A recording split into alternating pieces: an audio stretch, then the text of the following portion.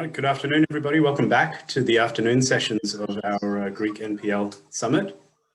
We're very happy to have this afternoon session led by Tassos Kotzanastassis, which is dealing with the, sorry for brutalizing your name, Tassos, but we'll be tackling a very pertinent topic within the NPL sector, which is hospitality and tourism. It plays a major role in Greece, as you all know. So we have a panel of experts here who are going to share their inputs. So pass it over to you, Tassos. Thanks a lot.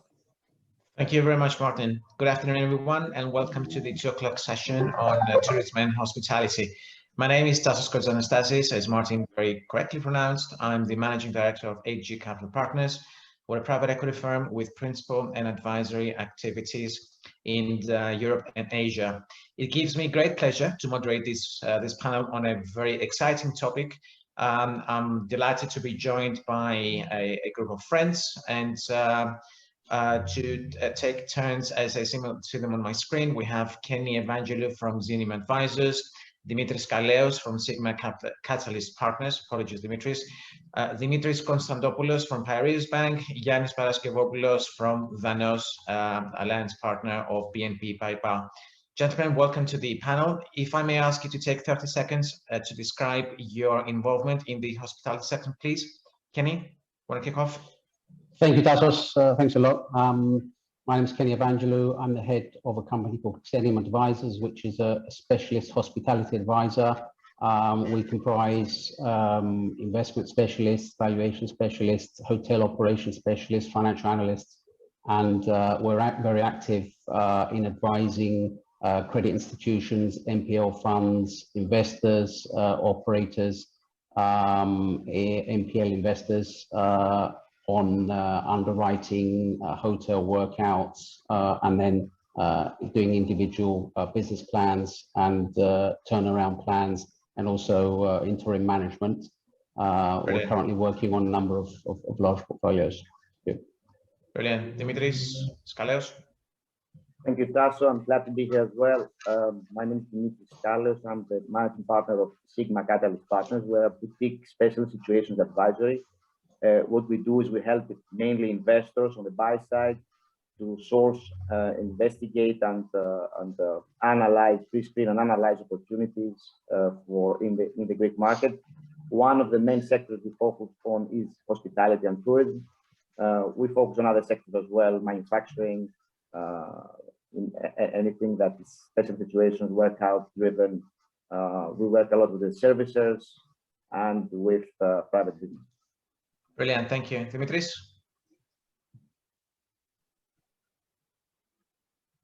You are muted, Dimitris. There a problem there? Still muted? No. Let me just go to Yannis until Dimitris resolves his problem. Yannis? Hello, hi to everyone. Thank you very much to the organizer for this specific event. One more time, we're here to discuss about the NPL market in Greece, and this year specific about the hospitality market. I'm Yannis Paraskevopoulos. I'm General Manager of Danos, an alliance member of BNP Paribas Real Estate. We are a real estate consulting firm operating in Greece, Cyprus, and Serbia. We have 2 major pillars of services. The one, the consulting, the second is the transaction business, and especially in the hospitality sector, we are working a lot with investors, with hotel operators, with hotel brands, with REITs that want to invest in the current market, providing either consulting services like valuations, feasibility, viability studies, business plans, and or working on the transaction side, advising either investors or sellers who want to sell their hotel units. Brilliant, thank you. Dimitris, are you back with us? Can you hear me now? Wonderful. Yeah. Okay, thank you very much. So I work for Piraeus Bank. I'm the CEO's office. I'm involved with strategy and planning, because I used to lead the hotel lending sector in Eurobank. This time has been attached to me. I used to work for a big hotel chain, and I'm participating in the senior committees of the bank where we see hotels, inter alia, and this is what I'm doing. Wonderful. Thank you all very much. The first question I want to address is the state of the market today. We've been hearing about recovery scenarios over the last few months. Obviously, it looked good a few months ago. No one could predict, however, what's happening in India. No one knows how things will turn out tomorrow. I guess everyone is using 2019 as a benchmark. So what is the current view as to how 2021-22 will pan out? Who wants to start? Yannis? Okay. As you very well said, 2019 is a benchmark, and then it was a record year for Greek tourism and hospitality sector. We have record numbers regarding visitors' arrivals and revenues. 2020, of course, was a backyard to the subject evolution, and we have seen a 75% decline in visitors numbers and about 80% decline in the revenues. 2021, we are more optimistic about the numbers. So the projections, according to the hotel associations and the hoteliers, are that we will receive around 50% of the numbers achieved in 2019. Could be optimistic, but on the other side, we will see that most hotels will open during 2021, which was not the case in 2020. Of course, this depends also not only for Greece, as we said previously, but it depends also from the incoming countries, how the vaccination program will be in these countries. Some studies said that around 75% of the population in Germany and France will be vaccinated till September 21, and in the UK and US during the coming summer. So we have to understand also that the costs for travel let's say for a family from UK or from other countries is also a factor.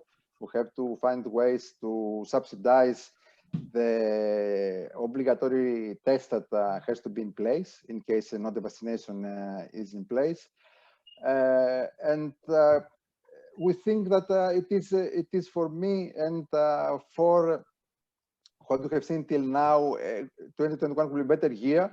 We will be towards the recovery, but the recovery with the numbers compared on in 2019 will be achieved, I think, more in 2023 for resort hotels and 2024 for the business hotels. Yeah. Does anyone think that 50% might be too optimistic? I've heard views about 40%.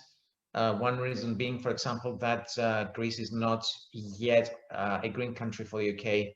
Kenny, what are your views? What do you hear from the market?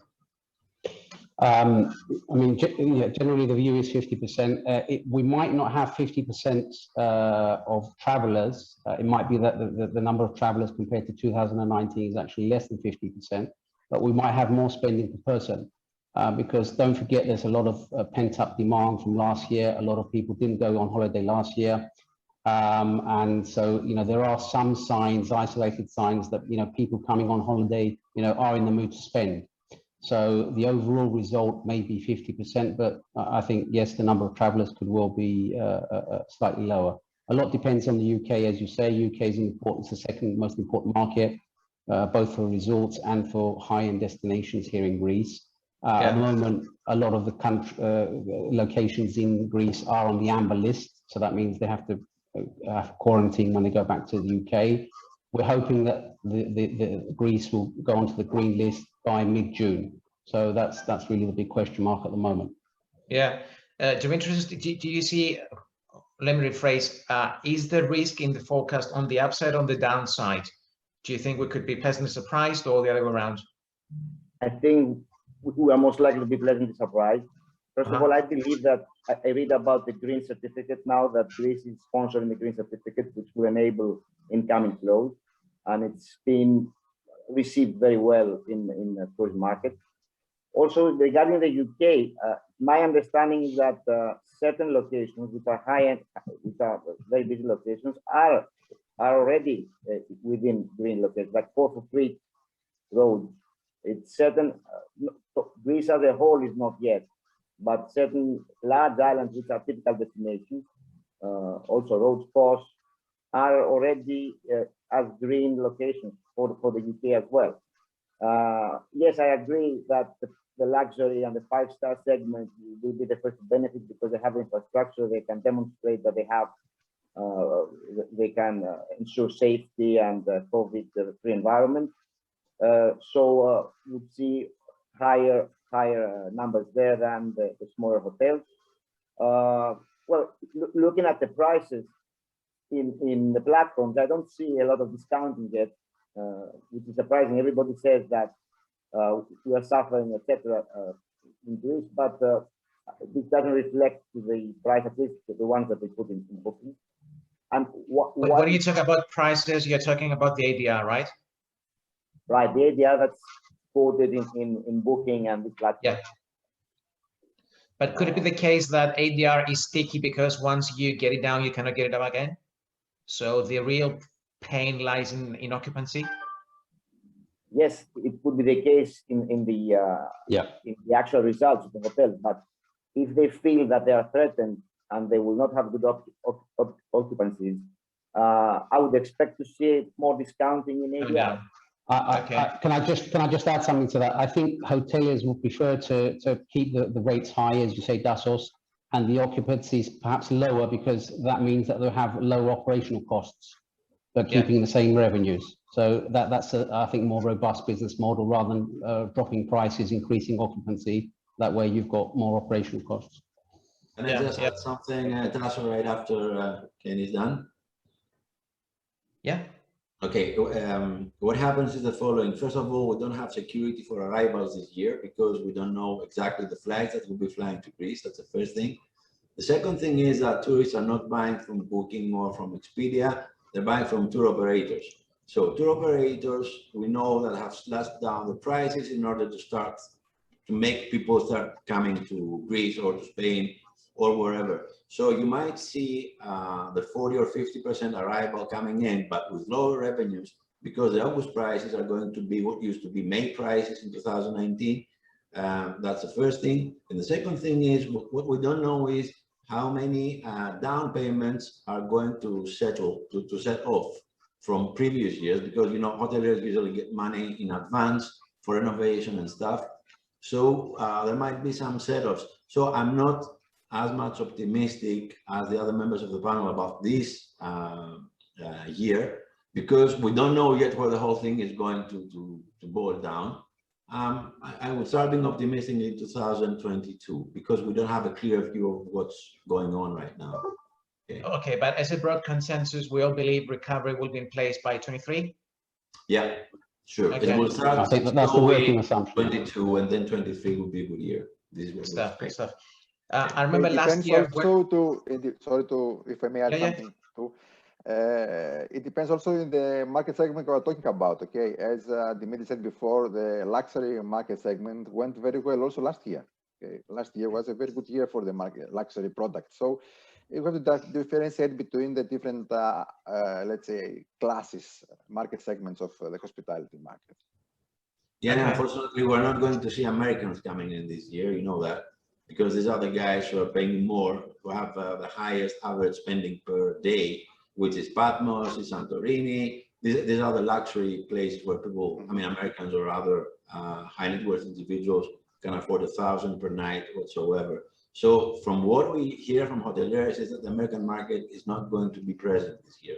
It wasn't last year either. Do you think Asians will take their place, or it's going to be a hit, irrespective? Okay. Long flights. Unfortunately not. The long flights are Yeah. Okay. I remember last year when people were talking about recovery and they were throwing letters, right? They were talking about a V recovery, a Y, a Nike swoosh. And just for laughs, I said it's going to be a K recovery. No one really knew what I meant. I didn't mean anything, but it's actually a real thing. And I think it's going to be a K recovery in hospitality as well, leisure and business. I guess your optimistic forecasts are about leisure. What happens with business traveling, however, business hotels? How severely do you think that has been affected forever? Are you asking me? Anyone? The business hotel is, the hotel business is down, and it's going to be down because see what's going on right now. I mean, we can talk. It's 2, 4, 5, 7 of us talking like that. We don't have to move. We don't have to pay taxes, airplanes, whatsoever.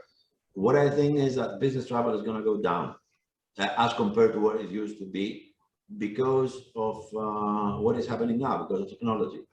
I mean, it's much more efficient, easier. I don't expect that it's going to recover soon. In some sense, part of it will never recover. The question is how severe the dent will be. So if, for example, we're looking at business hotels, if we're trying to take a guess on the business plans of business hotels. So Kenny, Dimitris, you're doing this business planning. How pessimistic are you on this segment? For sure, I think it will take more time. As I say to a lot of investors that we speak, you cannot Zoom going to the beach. You have to be there. So that is not the case. Otherwise, it doesn't make sense. So it's not the case with this business as everybody sees. However, I think I'm more optimistic. It will take more time, but it will recover because, okay, it's not as effective. What we're doing is very good, very efficient right now, but it's not as effective in having a personal contact, in closing a deal, or in meeting new people in a conference. So it will happen. It will happen. It will take longer. It has to do with the flights as well. How when more flights get into more locations, so more locations are accessible. Of course, it has to do with the vaccination progress. Also, I expect some certain business hotels to convert or to try to position themselves, if possible. Difficult to do in certain locations, but in some locations it's possible. For example, I've seen American tourists in Hilton. I was in my suit for a conference, and they were with their bathing suit, and they were preparing for the beach and wearing the same lift. So there is tourism travel in certain business hotels, but it will take longer. Yeah. It depends It depends also how the multinational companies will react, because multinational companies are the major clients for business traveling. Okay, and we see now a trend for cut cost, and we see that they intend to in at least the near future. So if the multinationals decide that they have to cut costs through less business travelers across Europe or across the globe, so I think also that the business hoteling will suffer most. Yeah.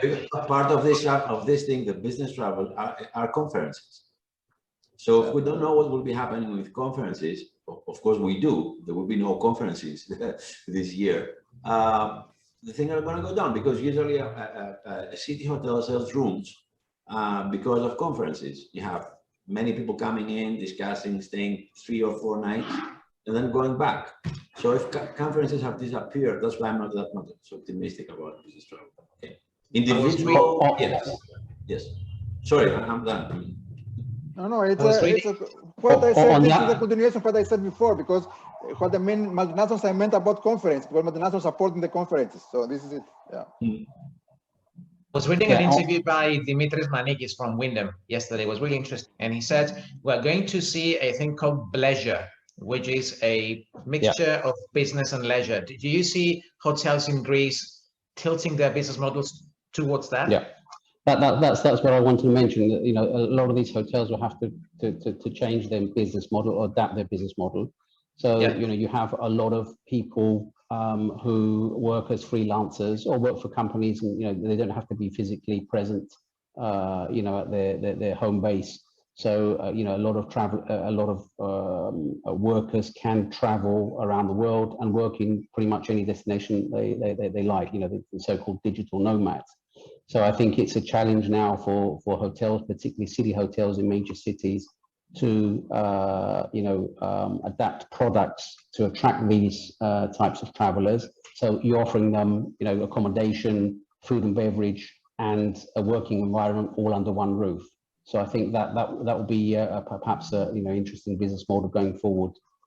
Which means you're not looking at straight hotels, you're looking at mixed-use spaces, co-living, co-working. Exactly. It's something we'll touch upon when we talk about investments later on. But a question I wanted to ask, particularly to Dimitris. If I may. Oh, you may. This is actually a good point of Kenny, because this will create a trend for 3-4-star hotels, because these nomads, they will not go to 5-star luxury hotels. So it makes sense to invest in this type of refurbishment, this type of repositioning, and this will create some opportunities in the 3-star segment, which is. Yeah, you don't necessarily need to spend a lot of capex, because most hotel rooms, have meeting facilities, they have small conference rooms, etc. So it's I think the interesting part is to create facilities in other parts of the hotel, like roof gardens and restaurants and so on, for co-working. Connectivity, obviously, and so on. Yeah. Since we have a banker on the panel, what has been the damage on loans inflicted by COVID-19? Or in other words, what is the number of NPLs in the hospitality sector? Okay, maybe the answer I'm going to give you is not going to make you happy, but the answer is we don't know yet. Why? Because the government has given money to all hoteliers and other industries that have been hit by COVID-19. And what we have done is we have transferred principal payments due this year and part of principal payments last year till December 21. Why? Because nobody knows where this whole thing is going to come down to. So we cannot ask a hotelier to pay us principal payment if it doesn't really know what the demand is going to be this year. We will be able to see what's going on with new NPLs sometime next year, I believe in June or July 2022. Why? Because the market is not up and running. We have given all type of aid to hoteliers in order to get through this crisis, and wait to see how it will go. So I don't believe, however, that we're going to have many NPLs in hotels as opposed to other industries, because one way or another, tourists are going to come back. The question is when and how much are they going to be paying?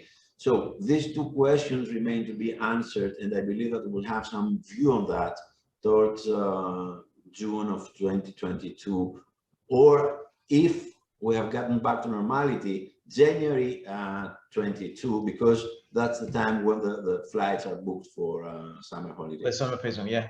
So are you saying that banks are more lenient on the hospitality sector? Yes. Okay. All banks, not just Piraeus Bank. Of course. National Bank of Greece, Alpha Bank, let me mention all of them have given capital holiday to hoteliers other than the government aid, what we call EAT, in order for them to get through that, because many hotels were closed last year, and those that were open could not make ends meet. They had negative cash flow on an operating level because they had costs incurred waiting for tourists to come, which they never did. It's exogenous factors. Yeah. Okay, having said all these, where do investors stand? What interest do you perceive?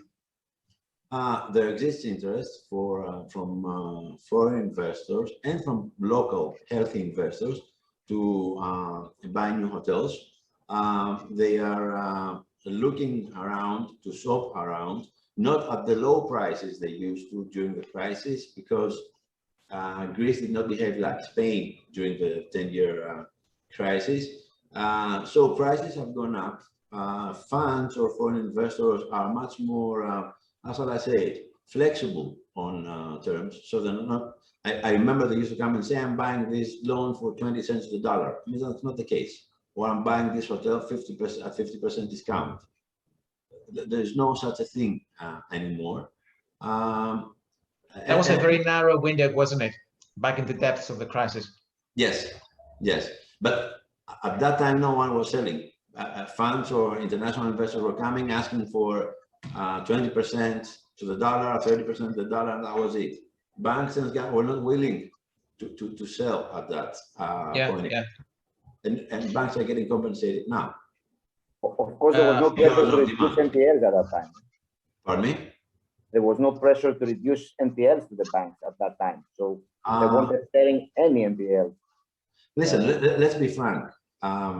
We know that some NPLs were there before the crisis. I mean, those who have not made it in 2019, it's for sure that they are not going to make it ever, unless they get fresh capital in. Not because they are not capable whatsoever. They need fresh money to come in. If you are not willing to give up a portion or a percentage of ownership to get new money coming in, there's no way you can do better. Okay. As easy as that. But also, Yes. we have to understand that during also the crisis and after the crisis, 2018 to 2019 were the good years of the hospitality came back. In Greece, we never faced a distressed hotel market at all, especially for retail, for prime assets of prime destinations. Yeah. Okay. The prices were high, remains high. The numbers supported some valuations in order that the pricing remained high. So this made the market for me more a market for institutional investors, okay, which are willing to pay a lower yield, okay, than add value investors or let's say hedge funds, okay, towards this direction.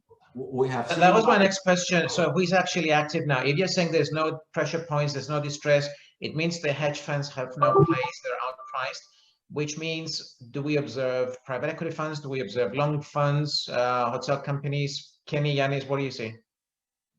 I think, yeah, there's quite a number of investors across the spectrum. So on the one side, you've got the big institutional players, you've got the global wealth funds who are interested to buy particularly the bigger tickets and portfolios if they're available. And then on the other side, you've also got the private equity funds, and there's been new private equity funds entering Greece, or private equity funds which have been raised finance, specifically to invest in hospitality in Greece and Southern Europe in general. And on the other side, you have foreign hotel companies, for example, those who've got an owner-occupation business model. So you've seen some transactions happening, for example, some Israeli companies and so on, as well as a limited number of Greek hotel companies who've been, buying up smaller assets. And also you have a number of individuals, you have a number of family offices from Israel, from Russia, from the Middle East, also buying smaller hotels. So it's pretty much, you've got a broad spectrum of investors at this stage. It's pretty much anyone who's got access to equity and also to debt. Okay. It is very important what Kenny said. Kenny said that we have to have access to equity, okay, and in Greece for the moment it is not easy to be financed from a hotel, especially if you are not one of the big players in the market, as far as I know, at least. And as far as our clients are discussing with us, I agree with Kenny totally regarding where the demand from the investors is coming. But we have to understand also that the vast majority of the investment volume coming to transactions the last 2 years came from institutional investor private equity funds, more than 75%. Okay, then from hotel companies, Israelis, and so on. Let me just interrupt and say that we have financed several transactions. For example, Heinz bought Sian Hotels that used to belong to Yannis family. We funded that project. Dimitris, I agree with you, Dimitri. That's what I said. You are willing to finance the big players of the market like Heinz, but not, let's say we're willing to finance small players as well. Subject, we can finance anybody who gives us a clear-cut business plan. If someone gets me with sufficient equity and sufficient equity. Yes, if we get, for example, a 20 rooms hotel in Astypalea claiming that he will be making €1,000 per night, then yes, we reject that. Okay. Not because there's no money, because there's no way that he can ever do that. Okay. So you are looking after sustainable business plans. Okay, understand that. Yeah. We're also seeing which is a true business plan. And no one can claim that he can go to Faliraki in Rhodes, for example. You know, all kind of hotels are there, and say, I will be making double the price there because I'm good. You cannot do that. We know that. So we have many people protesting, not because they're not getting, because banks do not have funds to give. It's because, I mean, their minds are, I don't know, far away from reality. I mean, we've seen all types of business plan you can imagine. I don't want to elaborate further on that, but I just want to assure you that what we see is not very sane in most of the times. Okay, Dimitris, what does that mean? Does it mean that you have imaginary business plans and overinflated prices? So is there overpricing in the market? No, are you asking me? Yes. No. What you say a lot of business plans which don't make sense, but obviously these people will be bidding based on those plans. So is there overpricing in the market? I don't think that, no. I don't think that there's overpricing in the market. What you basically see is that in order to get the money they need, they adjust the business plan in order to accommodate for the money required. I'm sorry to say that, but that's usually the case in some of those who are asking for a loan. Now, over the past 20 years, though, yes, the past 20, the banks have financed many such business plans before the crisis. And that's absolutely right. So I believe that banks, you're absolutely right, have learned the lesson. For example, someone could build a hotel by owning a land by getting 60% subsidy, 10% giving 10% equity and 20% loan. Guess what? They build the hotel, first day of operations, the company is belly up. It's not feasible. We have many cases like that. During the crisis, I remember in 2016, 45% of hotel loans were NPLs. And people were thinking that Santorini has NPLs, Mykonos has NPLs. No, the majority of NPLs were in winter destinations. Castoria, seasonal, Arachova. Some people were going crazy. They were saying that, okay, the automobile industry, we understand that they're having problems. But why hotels in Greece have 45% NPL ratio? And the answer was easy, because everybody built it for free. And then operation starts. Okay. Let me ask you the following. Is there a spread as regards to what investors are looking for, or is everyone congregated at one specific part of the market? A spread? What do you mean by spread? So, for example, let me ask Kenny, do we see a fair spread of investors looking for 5-star, 4-star, 3-star, maybe 2-star to convert? Or is everyone looking for the sexy 5-star, 500 keys on the beach with an international airport within 20 minutes? Yeah, I mean, a lot of the demand is for that, is for, you know, hotels, beachfront hotels in locations close to an airport where you can get people there. Not necessarily 5-star, but with the potential to, you know, to create a 5-star hotel. So it might be a 3-star hotel, it might be a 4-star hotel, which needs renovation, which needs turning around, which needs expansion, and so on. So, you know, there is a lot of capital concentrating on these types of hotels. But you also have other smaller investors who perhaps are looking at more boutique hotels on some of the smaller islands in Athens, on the Athens Riviera as well. But, you know, the large institutional capital and the private equity capital is looking at more the sort of the standard, you know, resort type of hotel, which can be repositioned and you know, so they have a good upside in the future. Okay, so the problem. And this is the problem because also the prices remain high, okay? Because everyone is looking for a specific product, not only a product as such, also destination-wise.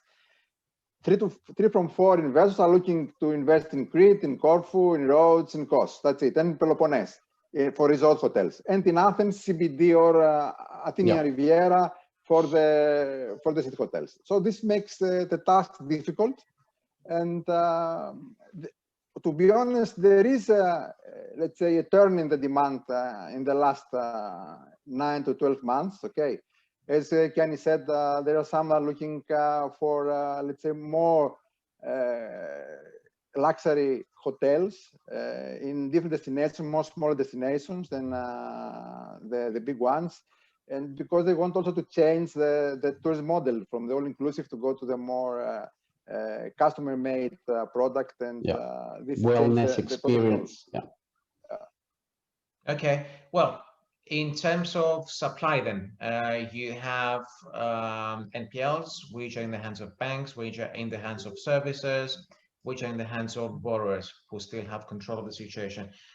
We've had a halt in auctions over the last few months, but we do expect them to resume over the next weeks or months, whatever. Do you see much coming out of those in terms of supply? If I'm an investor, should I keep my hopes high that I can get something out of those? If the question goes to me, the answer is yes. However, I don't believe that there exist many hotels that international investors would be looking at. This is exactly the case. I mean, they're not interesting cases in auctions anymore. Yeah. Most of the interesting cases have been done between services, banks, and Consensual, yeah. Don't expect that and they only go to the auction when they have not been successful in doing a private deal. So okay, there is also a problem with the auctions. You already know it is very difficult to inspect the asset. Okay, you have to spend millions without knowing how the asset from the inside, having only a technical review in place and perhaps an evaluation from an evaluator. Okay, so yeah, it makes more starting prices are high. Also, what I've seen, I've seen high starting prices. In subsequent options, it goes down, but it takes some time. Yeah, I was going to ask. It's a highly flawed process. Buying something you cannot see, you cannot touch, you cannot check. But pricing will be coming down gradually. Do you think this reducing price will open up opportunities for the additional risk? Yeah, if the asset could match the major criteria of the investor, I think, and the price will go down and it makes it an opportunity. Okay, let's say not a bargain, but an opportunity. I assume that the investors will have a look. You know, we are working with other services. We are trying to bring hospitality projects in the market through auction processes. And yes. all I mentioned before is according to our experience towards our discussions with the specific investors. So one, pricing. Second, the opportunity not to inspect the hotel and make a proper due diligence, okay, prior to acquire it, are the two major, let's say, problems from them to participate in the auctions. Just to add to Yannis' point, of course, in auctions you get the property free of any debt, free of any liability. It's an advantage in the auction process. You don't need to. That's true. Take care of social security, tax, a major advantage. You take a clean asset. So this depends on the type of the asset and the price. But you still have then issues like legalization, town planning contraventions, etc., which you then have to rectify yourself as an investor. And as Yannis says, you know, without having a proper technical due diligence, there's a lot of investors who aren't in a position, you know, to take that risk. So I think you know, the solution will be for a lot of the banks and the funds is to repossess these hotels, clean them up, maybe interim manage them, and then look to sell them off, you know, in a managed process. In that case, Kenny, that means what? If I want to buy hotels, do I go straight to the banks? Do I forget services? What should I do? Well, services, you know, work for the banks, work for the funds that have bought the portfolio. So it's the services ultimately who are going to be driving this process, you know, of repossession. So I think, you know, services is obviously the first port of call, and then they will inevitably have a let's say some sort of cooperation with an SPV company of the fund, of the owner of the loan, which those assets will probably move into, and then at a second stage, you know, there'll be some sort of process, presumably, to sell these assets on. But obviously, that's going to take time to go through the auction system. It does take time because they either come to the bank if the servicer is acting on behalf of the bank, or they go directly to the servicer who's acting on behalf of their own fund, yeah. loan if the banks have sold it. In order to sell such a thing, you need to have a process in place. I mean, you cannot give it to money. You have to auction. Do you expect a spike in supply now that auctions are coming back online? Or do you think it will be just a gradual release of stock into the market? Second one, if you're asking my opinion. Gradual, okay. Market, yeah. Okay. There is a lot of government money that will help bridge this gap. There's subsidy money, the EFTIRA program that will help the banks, I think, once the moratoria expire, they create some liquidity for the market. So. In terms of what's making the news, one of the favorite topics of the day is the European Recovery Fund. Billions sloshing around, will be invested here, there, and everywhere. How will this affect the hospitality sector, do you think?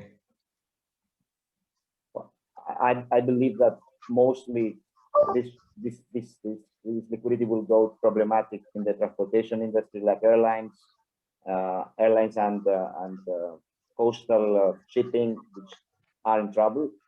Also, it will go to hospitality. I am a bit skeptical when there is an overflow of government support.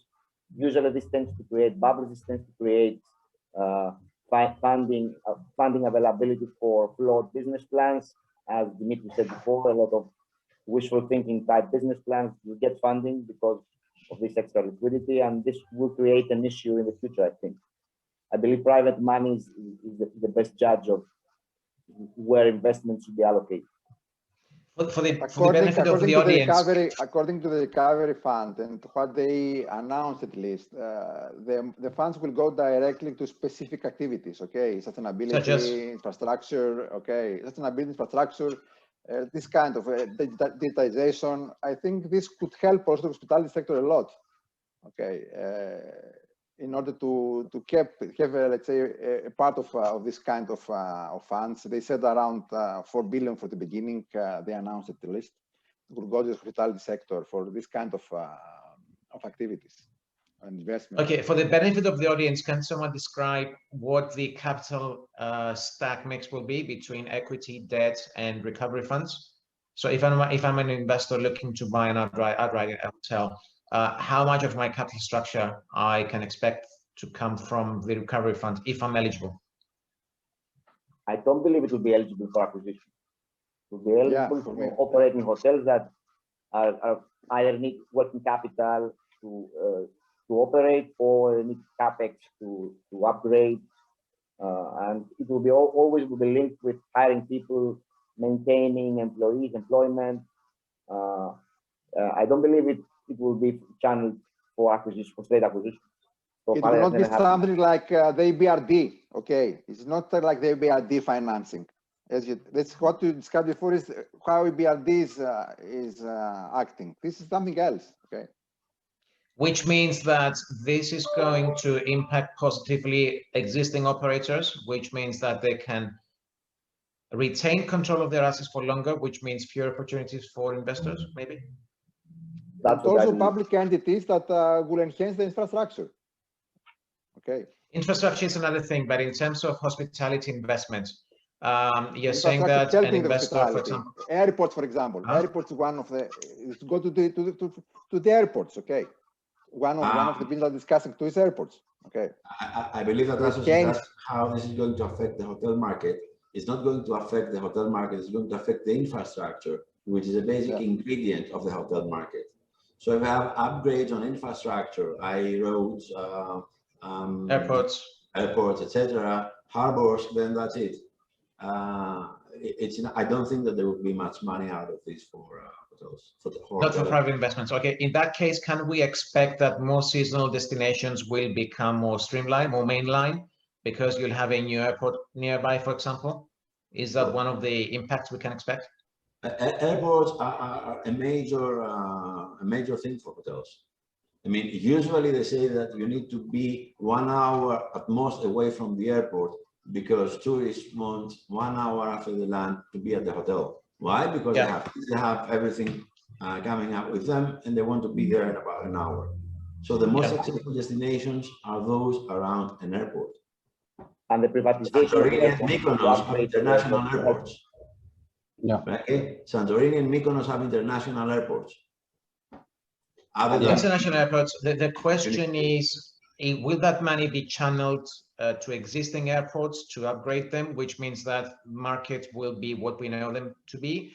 Or can we see more markets opening up because there's going to be another airport coming up shortly, in which case investors will have a broader...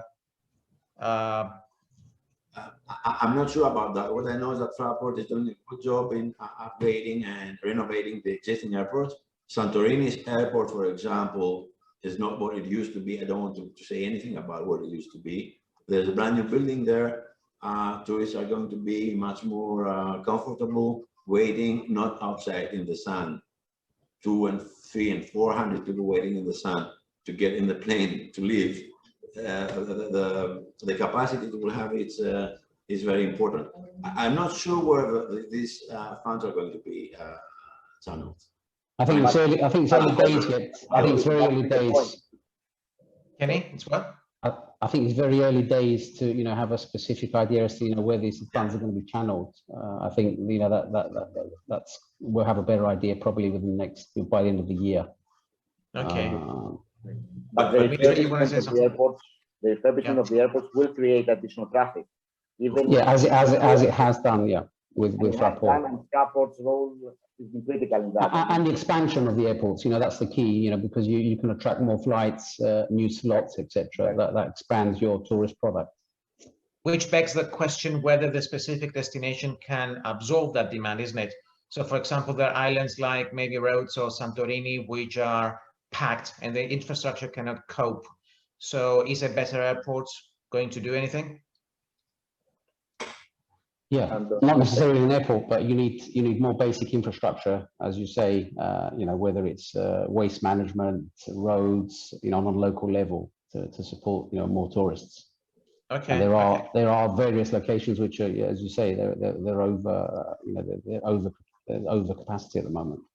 It would actually be money well spent from the government subsidies if this is made possible. Yeah. Sorry, if I may add, there's a discussion now. If we can afford more tourists, then the 35-40 million mark, okay. And if perhaps we can have to upgrade our product and keep this 35 million coming, but with more revenues coming in the market and in the state. It's a fair point, and actually, I wanted to ask. We're obviously in a transition period where we take our eyes away from the number of arrivals and into the number of euros, which means an upgrade of the product. But other than an upgrade, which has been on the cards for a long time, we have changing business models, not only because of the changing nature of traveling, but because of the changing nature of working as well. So in your view, what are the business models that we're going to observe in the hotel market going forward over the next few years? For example, all-inclusive is maybe out, right? And we need to focus on more innovative and more value-add activities. So in your view, maybe from what you observe, what you advise your clients, what business models will be the order of the day? You mentioned all-inclusive. All-inclusive may not necessarily be out, but the all-inclusive might change format. And as we're seeing already in various hotels, where we're going to a more luxury all-inclusive product. There is demand for this type of product where someone comes on holiday with their family and they have premium services and premium products. So there is I think there is definitely a demand for that. Plus, generally, there's a demand for 5-star and upscale facilities. We've seen some locations, for example, Corfu, which was traditionally a more sort of mid-segment market. In the last 2-3 years, you've seen new luxury hotels being added. There's more luxury hotels coming. So the whole landscape is changing in certain locations. So I think there'll be a lot more focus on luxury, on creating experiences for travelers, whether it's through wellness, whether it's through spa, and so on and so forth. That's what really individual travelers want to see going to a new destination. But I think that, you know, there still is a demand for the all-inclusive, and there still is a demand for sort of the mid-segment, you know, the family holiday. You know, let's not forget that that's still the biggest part of tourism in Greece and in many other destinations. Does that necessarily mean more branded hotels? Yeah, I think you know there's a lot more brands coming into Greece, either looking to increase their footprint or entering Greece, you know, first time. And this is, you know, as hotels are changing hands, perhaps from family businesses to more professional investors with capital. Then changing the business model means probably bringing in some sort of well-known brand, probably with a local franchise partner in the first instance, and you know, upgrading the product in that way. Okay, you have to understand that in Greece the ratio between branded and non-branded hotels is very low. Okay, it's still very low. Also to international standards, it's very low even this day. So the brands are looking to enter the Greek market. There are a lot of them looking to expand in Greece. Okay, having a franchise agreement with the local partners, Kenny said, or a management agreement. And also there is a trend coming also through COVID, but was the past accelerated through COVID more, to the combination between hotel and branded residences, okay, who give you more privacy. This is also, let's say, in the resort business, and not only the resort business, we see that also now. We'll start in the Hellenicon project also. There is a demand from brands to go to this direction. I have two objections. Objection number one is with regards to the branding and the family-run hotels. It's been on the card for decades now. People were talking about small, fragmented, family-run, need for professional management, and we all know why this hasn't happened, right? Do you see reasons why this should be different this time around in the cycle? Because we see now that the transactions are going to are being made through the international investors. The market is more institutionalized. Okay, you cannot combine a family-owned hotel with a brand. This is yes, of course you cannot. But is it the case that if I'm an investor who wants to put money into the market, I go to an existing chain with 2 different families and 5 different strands? How sure can I be that the transaction which will cross the line? I mean, we've seen a number of failed transactions in this space, haven't we? And why do you think it's different now? We see it vice versa. We see brands coming to Greece, okay, having in the back investors who want to invest if they get the branding of the hotel. Why should the family give up the family name? Well, there's a number of reasons, Yannis, if I may add something. Firstly, you know, you've got obviously still a lot of NPLs to work out. As these NPL procedures and workout procedures and legal procedures mature, there'll be necessarily, you know, be a big transfer of assets from family businesses to, you know, professional investors. And I think also, if you look at the individual families who perhaps aren't in an NPL situation, it's also generational change. There's a lot of families who don't have a second generation who wants to continue with the main business of the family. You've seen that in many cases. You know, the second generation saying, no, we want to get out of this business. We're not hoteliers. We want to do something else. So yeah. I think necessarily you're going to see a shift. I'm not saying the end of the family business by no means, but I think there's going to be a big transfer of assets and consolidation over the next few years. So you do believe now that the second generation will be more pragmatic and more business-minded? Perhaps some of them, yes, but I've met various hoteliers who the second or even third generation, you know, doesn't necessarily want to you know, keep in the business. Yeah, yeah. And I think you have a lot of businesses which are over leveraged as well. So, you know, necessarily, you know, the asset is going to change hands at some stage. Yeah. My second. May I ask you something? We see a trend separating the assets from management. So the family-owned operated model may be changing. Maybe there's institutionalization of the ownership, but still there are management companies, specialized management companies, hotel management companies who manage the hotels, but they don't need to own them. So this drives investment and joint ventures between management companies and funds and private equity funds. Yeah. My second objection goes to what Yannis said, which, although it makes perfect sense, which is to have an integrated resort with residential second homes, especially branded.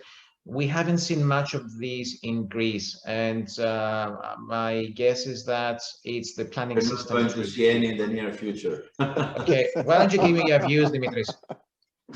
Dimitris, why not? It makes perfect sense. Why are we going to see any of it? Because we've been talking about that during the last 10 years. Legislation is there, you can go and do it. I mean, in the previous years, there was no legislation. Now there is legislation. There are many reasons for that. One reason being that we don't have demand yet for holiday homes, if you want to use this word. Why? Because you don't have flights. I mean, someone can go and buy, say, a holiday house in Rhodes. How many flights fly to Rhodes in October, November, December, January, February, March? It's not like Spain. Spain is about an hour away from the UK because potential buyers were going to be Britons. It's not something that has matured yet. It's going to take some more time, but we're not going to see this happening in the next 3 or 4 years. This is my do you think it's a catch-22 problem? There's no flights because there's no demand, because there's no residences, because there's no planning? I mean, okay, legislation is there. We've heard that before. Is it streamlined? Can I expect? It is. It is. Yes. Yeah, it is and it isn't. I think the legislation is there, but when you go and implement on a local level, you know, there's always local objections. So, you know, these projects, by definition, take time to mature. Saying that, I think, you know, we've had a very good model in for example, the Konstantopoulos, which took a long time to mature, obviously. But now sales of houses are picking up, and they're picking up strongly. And I think if you sort of compare to other resorts in Spain, as Dimitris says, or Portugal, which were built many years ago around golf courses, for example, I think the main difference now is that the demand is from high net worth individuals. So I think it's perhaps even easier to sell a 1 million or 2 million or 3 million home than it is perhaps to find someone to buy a smaller home for 300,000 or 400,000 euros. There is demand for this segment. You know, the sort of global wealth has been rising, particularly for the top 1 or 2% over the last few years. And a lot of them are very interested to buy a house in a new destination. Okay, so we've got 2 minutes to go. If I may summarize, and sorry, go ahead. Go ahead. Just one final point. Also, because these are now packaged into integrated resorts, you're also selling an investment product. So you often give the owner the chance to put this into a rental pool, and you can have a rental income. And in many cases, this rental income is guaranteed as a percentage of your investment. Plus, you can also use the home for, you know, several weeks in a year. So I personally think that there is a big upside in Greece, particularly on the high end. And there's a number of projects now which, you know, have been on the drawing board for many years, but now they're overcoming their obstacles and they're actually starting the implementation process. There won't be a lot of projects, I agree, coming through in the next years, but I think there is definitely a demand for this branded residence segment. Yeah. So if I may summarize the discussion, and please feel free to disagree. First of all, there's the fundamentals look rosy. We're going to see a recovery, maybe by 23. There's no particular distress in the market, and if there is, that would be settled before NPLs reach the market. There's certainly high demand from investors looking to invest into hospitality, which tallies with the general demand for beds, all sorts of asset classes which are around hotels. And I guess the final point is that, yes, we need to be innovative with business plans on how we follow the changing trends in tourism, but we are not yet ready to put in work concepts like integrated resorts, because the planning or generally the market is not ready yet. Is that fair? Summarize? We will see some distress, I think, because a lot of hotel balances look bad. I mean, there's no distress maybe in revenues. Everybody agrees that the recovery will happen sooner than later, but the balance sheet situation in certain hoteliers is still problematic. I don't know. Yeah. Okay. And which maybe that will augment the thinking of the second generation to put it into better hands, maybe. Gentlemen, it's been a great pleasure. Thank you all very much. Hope you enjoyed it as much as I do, and looking forward to meet you physically in the next conference. Thank you. Thank you very much. Okay. Thank you, gentlemen. Thank you, Tassos. Bye-bye to all. Thank you. Thank you. Bye. Very much. Bye-bye to all.